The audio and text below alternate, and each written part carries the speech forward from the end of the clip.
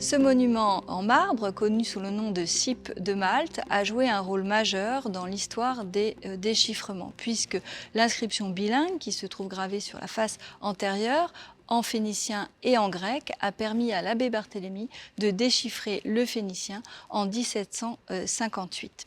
Le phénicien était célèbre notamment pour avoir été transmis au grec par le prince de Tyr Cadmos, mais il existait peu d'inscriptions et très peu d'inscriptions bilingues.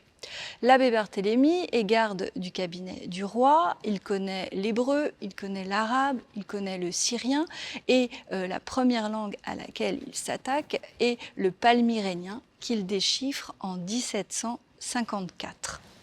Il commence à s'intéresser aux Phéniciens, notamment à partir des monnaies de Tyr et de Sidon, qui lui permettent de déchiffrer 5 lettres de cet alphabet phénicien.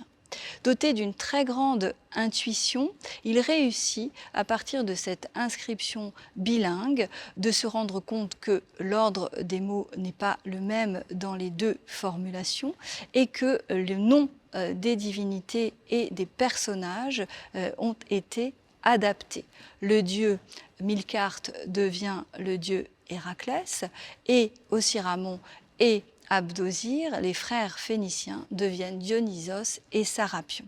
À partir de cette intuition, sur les 22 caractères de l'alphabet phénicien, eh bien, l'abbé Barthélemy en a déchiffré 17. C'est en hommage à cette découverte que le grand maître de l'ordre de Malte a offert à la France, à l'Académie des inscriptions et belles-lettres en 1782, ce monument qui rejoindra la bibliothèque Mazarine après la Révolution, avant de rejoindre les salles phéniciennes du Louvre en 1864. On peut dire que l'abbé Barthélemy, dès le milieu du XVIIIe siècle, a énoncé les grandes lignes du déchiffrement qui seront reprises par Jean-François Champollion pour l'élucidation de la pierre de Rosette.